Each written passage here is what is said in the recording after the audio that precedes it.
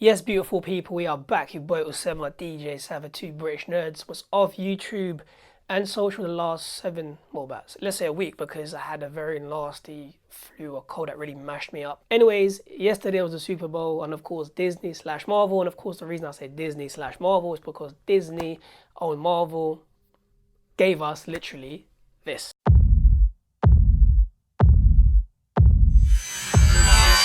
It's time.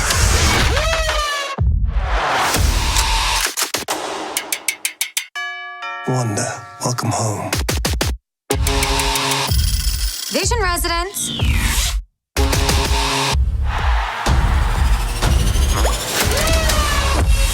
I'm gonna burn this place to the ground. Now for a 30-second teaser, trailer, Super Bowl, TV spot, whatever you want to call it, it was dope. And of course the reason it's 30 seconds because you're only allowed 30 seconds basically within the Super Bowl. Overall, it was well put together, it was hyped up, it was energetic, it made you think, it was a bit creepy, it was a bit hyped, it was nice. I really enjoyed it, and I'm just gonna go through the best moments basically within those snippets. For me, we start off, of course, seeing Sam Wilson being, of course, the Falcon, literally pulling out Captain America's shield from the broken tree because he's obviously practicing in how to use the shield. Now, what you realize is when he throws the shield again, basically, or he throws the shield, he throws it with so much force, and it kind of shows you in that particular moment, you see how Marvel show you the differences and the fine details that separate basically the characters that we all know and of course love.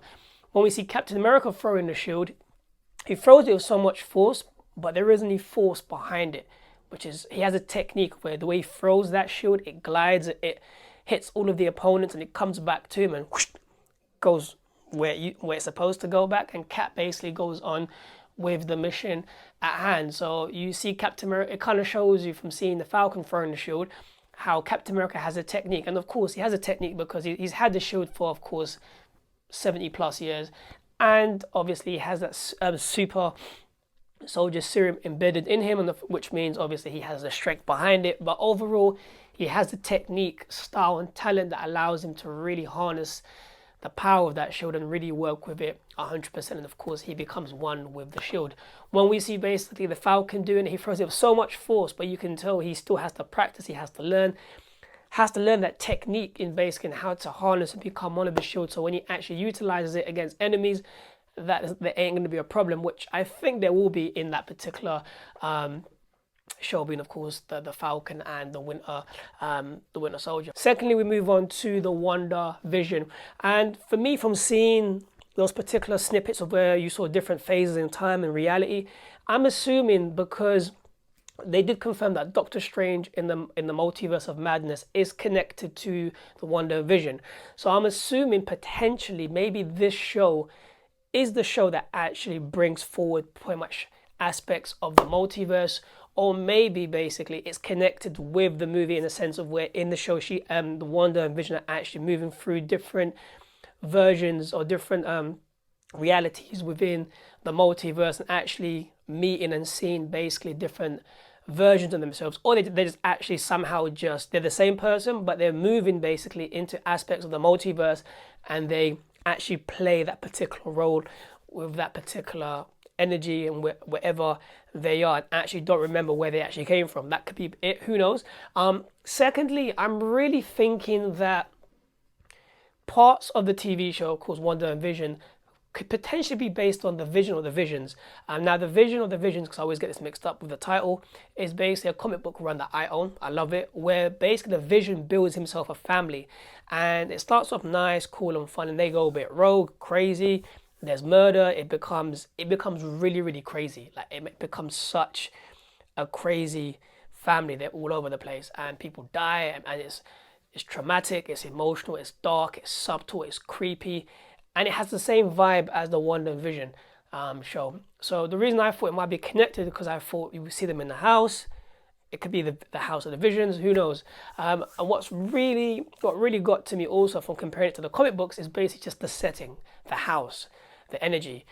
It just seemed like it was taken from that particular arc of the comic books. So I guess in a nutshell, for me, it really feels like WonderVision is going to have aspects of the multiverse literally put in there. And of course, it's going to be a combination of the Vision, the Visions, the comic book run. So I'm really excited to see what they're going to do with it, because it's two characters you never thought would actually get a TV show. So, and of course, the biggest question we all know is, like, also the biggest question that everyone is asking is, of course, like, the Vision died. He died horribly twice. Like, they were so bad. He died obviously in Avengers Infinity War. Scarlet Witch killed him, and then Thanos came. It's like, hello, reverse time. Took the gem, killed him. Bye bye, and disappeared. So yeah, it's going to be very, very interesting to see how he came back. Or was it the fact that when Shuri had the Vision on that table, that she somehow downloaded his Matrix and actually brought him back to life somehow? Who knows? Who knows? So I'm excited to see this TV show, because it's going to be completely cool, crazy, and completely nuts. I just can't wait. I really can't wait. But that's my initial thoughts on these two. And of course, the Loki TV show, basically, we all know, comes out of, or spins off basically from Avengers Endgame. And of course, the scene that we all know and love is when Loki gets the Tesseract, disappears, and power. That's when the Loki TV show actually kicks in. And of course, we see him basically in like prison gear, and he has like an icon or a badge right there. And I can't remember basically, don't quote me on this, but I know, and this is what I heard. Within the Marvel universe, there's these something patrol. And what they do basically is they monitor. They're like time police. So from what I was hearing, basically Loki gets kidnapped by them somehow, and they put him behind bars. But who knows? That's pretty much the synopsis of it. I just realized there's so much within Marvel that I just need to know, and that's why I wanted to do something, as in just like when I get the funds, I'm going to buy all of my old school comic books, but get them in the old Masterworks runs and read, and also read the stuff online, because I'm trying to catch up to 70 plus 80 years of Marvel history. So secondly, basically what we're going to do now is basically go into some TV shows. So when I was ill for those 7 days, I was catching up on TV shows, and I thought, you know what, let me basically, actually a shout out to my friend Kelvin. I like Kelvin B. Johnson. He was like, just why don't you like do reviews of basically like the shows or movies that you like, the shows that you watch. I was like, all right, cool. So I started catching up basically on TV shows when I was ill. I started off by watching I watched Sex Education season 2, and then I basically watched oh my gosh, Attack on Titan. After that, after I finished the last 3 episodes on Attack on Titan, I'm gonna watch Sabrina and give you guys Sabrina season 3 on Netflix, The Chilling Adventures of Sabrina season 3, and give you guys my take, literally, on it. So Sex Education season 2 for me, it was dull. It was kind of constricted. It just wasn't like season 1. Season 1 got me hooked. It was fun, sexual, mature, crazy, subtle, violent, insane. It was just completely bonkers and completely nuts. I was hooked on it from episode 1 to the last episode of season, of course, 1. And of course, a synopsis of Sex Education is basically this. Otis's mum, she's like a sex therapist, from what I can remember. Sorry. So she has clients and she gives advice out. So anyways, basically Otis basically is in school, and one guy has an issue. I believe it's a guy or a girl has an issue with sex. He gives him advice, and then the girl next to him, Maeve, sees what he's doing. She's like, right, you're good at this. Let's start a sex clinic. So what do? They start a sex clinic basically at work, and they start charging people. They start charging the students to get free. They start charging the students basically to get sex advice, and they make so much money, and then obviously the story builds up from there and so forth. Season 2 basically like I said, it dragged. There was too much stories being put onto other characters. Like they put way too much. Like Otis's mom took over as like sex therapist, I guess, in school. She was giving basically the students sex education, to the point of where all the students were going to basically to Otis's mom and not to Otis and Maeve, which basically meant that there was no sex clinic, and that's why I actually loved it because it was just crazy and hilarious. They introduced new characters which were like didn't really make any sense. Like, for example, in season 1, you had Eric, who's gay, basically ends up having sex with Adam. Adam gets deported basically in season 1 to, obviously, him being bad at school, to military school. So in season 2, basically, Eric meets this new French guy who basically he likes, and them two start dating or whatever. They start dating. Adam comes back basically, who's the guy that Eric first liked in season 1, and then it was like they brought Adam back and they gave him a job, and then they introduced back Eric with Adam, and then you had the guy that Eric was dating basically was there, and it just complicated the whole thing. It was like just characters that didn't need to literally to be there. Maeve, they introduced Maeve's mom, who was a drug addict, who basically came to her for help with her half sister. Then Maeve joined this quiz team and became just like, like a sociable person, which she hardly ever does. And then they won the quiz, and it just they added things in the show that, in my personal opinion, should not have been put there. It took up too much time. The reason Sex Education season 1 was so cool is because they kept it to a minimum. They gave you the stories of these particular characters, and it worked because they didn't overload them with micro story arcs or more stories put onto these characters. Like, you knew what it was about. They were doing their thing, and pow. And then of course you had a new love interest basically that they introduced, who's Maeve's love interest. You had also Otis, who basically, got dumped by Otis. Well, it was crazy for Otis because basically what happened to Otis was Maeve told Otis that she loved him or she liked him, and Otis was pissed because he was like, I've got a girlfriend, you waited all this time and I liked you so much and you told me now. So he walked off, he was pissed off, and then, because obviously he's got a girlfriend, and then obviously he still likes her, but he's kind of conflicted. Anyways, he chooses his girlfriend basically, because his girlfriend was like, you either pick Maeve or me. So basically he picks his girlfriend. And then what happens, his girlfriend basically, Ola, basically what happens to her is she dumps Otis and starts dating this I can't remember her name, the tall white chick in Sex Education, and Otis is like, I'm screwed. I tried to be the good guy. I tried to do what I had to do, and I'm screwed. My girlfriend's left me. Maeve's basically screwed me, and what am I supposed to do now? And it was like, even that was kind of silly. I was like, why would you do that? And they introduced a new character to help Jackson out with his English, because he doesn't want to do swimming. He doesn't basically want to compete and do swimming anymore. He wants to basically do acting. I think it was it Romeo and Juliet?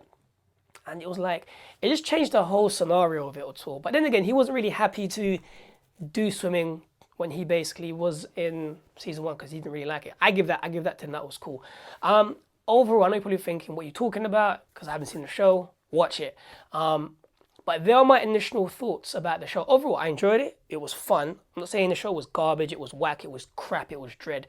It just, for me, basically, it was just a show of where they put too much into it. It kind of just got it got oversaturated, and it kind of just went dull at some parts of the show. But overall, I enjoyed it. I really hope season 3 will be like season 1. And we get to move on basically with a new arc. And of course, I really hope that, we get to see Otis and Maeve ending up together. Like, come on, he got screwed in season 1. Season 2 got screwed again. Like, what happened was, at the end of season 2, so Otis saw Maeve on TV basically, and she was with her team and they won the quiz night show, right? So he looked at her and he left her a voice note saying, I'm a fool, this and that, blah, blah, blah. Obviously, I like you, blah, blah, blah. And then he leaves her a voice note, and then he basically goes to see her, and Maeve is with the new guy, her love interest basically, who's this dude in a wheelchair. So he goes up to her caravan, I believe, or the guy's caravan. He's like, oh, where's Maeve? And he's like, oh, she's gone out to get milk. And he's like, oh, can you tell her that, to check her voice note? So this crafty guy in the wheelchair, what does he do? He listens to the voice note. Obviously, Otis expressing his love basically for the chick they call Maeve. And then, he deletes the voice note. He's like, oh, should I do it? I was like, oh, don't do it. He deletes it, and it ends. And Otis now has been screwed twice now. So season 3, please literally give us Otis Otis, give us Otis and Maeve. Cool. Moving forward, the last TV show I watched was literally, of course, Attack on Titan. On a side note, I haven't watched anime in many years. Like, I used to watch Dragon Ball Z and that was pretty much it. I do love anime. I think it's dope. It's fun. It's super cool. But I never got engrossed into the culture of anime. But from watching Attack on Titan, it's really just made me want to watch more anime. So I look forward to seeing literally more. I think next I'm going to watch One Punch Man and One Piece. Like, I have to watch those 2 TV shows and just really see what other dope animes we basically have in the world for us to consume and for me to watch and review. Anyways, so Attack on Titan was an amazing, cool, dope, subtle, emotional, traumatic, dramatic, action-packed show. It was dope. Obviously, Attack on Titan came out many years ago, and season 4 has been confirmed to come out sometime this year, so I look forward to watching it. I've seen season 1 and season 2.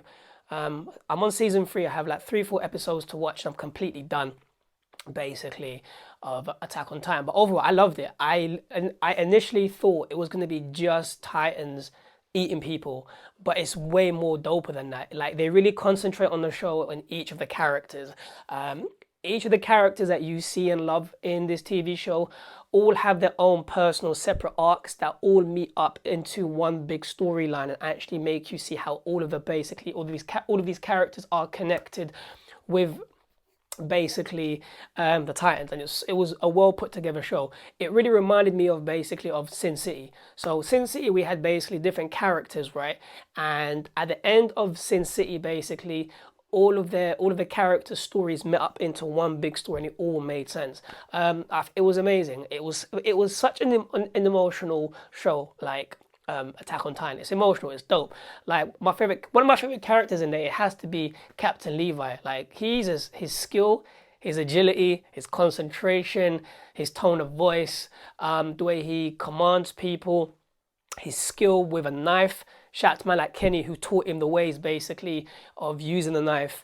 It's just crazy. He reminds me of Vegeta in a way. Very calm, but very powerful, very dope. Of course, we have Eren Yeager, who is basically the main character of the show. He reminds me of the Punisher. Like, his family's been killed off.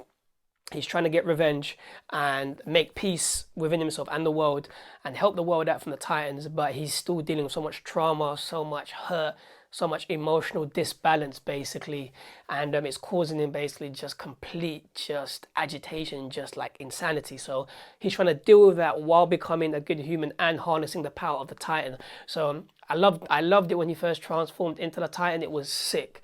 Like, his rage, his ambition, his passion, it was well put together. Like, it was just sick. It was just so sick. And what I like about him, what drives Eren Yeager basically, is not even the fact that he has the ability to transform into a Titan, but basically that he has so much drive and ambition that he will fight like 100 people, get knocked out, doesn't care, but he will still continue the mission at hand. Like, he's just that guy. So really love it. Shout out to man like Armin, who basically is like the genius behind it. He's like the Professor Xavier. He's like the Black Panther. He's like who else am I missing? He's like Reed Richards. He's the guy basically that plans out all the strategies and give basically the team that is with the advice to push forward and really execute. Basically, he's the execution that executes basically the plans, the strategy for his team to actually beat and kill the Titans. Like, he has been put in no-win scenarios, and he's actually won with his team due to the fact that he actually has the capacity to really see. He has that inner vision to really see and help. Shout out to a girl like Misaki. Misaki basically was basically a friend of Eren Yeager's dad. You know, basically her family got killed off. Eren basically saved her, and basically Misaki lived with them. And the mum said to Misaki before she died, always look after Eren. So everywhere that Eren goes, basically she goes with him and she protects him. But she's so sick. Like, her agility, her agility, her speed, her love for Eren Yeager, like her determination is just insane. She's such a dope character. Like, and the thing is, what I love about Attack on Titan is every single character helps their comrades out, and it's like they feed off each other's energy and they win. Like it's just, it's crazy, and the amount of casualties in the show is just insane. Shout out to a man like Commander Irwin. He's my guy. Like his execution of plans, like his strategy. He is my guy. Like he's always calm, and his plans were like, they're like, what are we gonna do? Like, don't worry, man, I got it still. And then the plan comes together, and you're like, whoa, this guy's serious. He's his strategy and his capacity to think and to execute basically plans, it's just crazy. I loved it. I think for me, it's an amazing show. I heard that season 4 is going to be the last season of Attack on Titan, but I really hope they do another 5 seasons because it can go on for such a long time. It's such an amazing show, and you kind of find out that it's not just about it's not about basically like season 3, middle of season 2 to season 3, when it gets more political, you find out it's not just about basically Titans basically eating people. It's the fact that you have humanity you have the humans who actually want to destroy humanity and are basically utilizing the powers of the Titan to execute their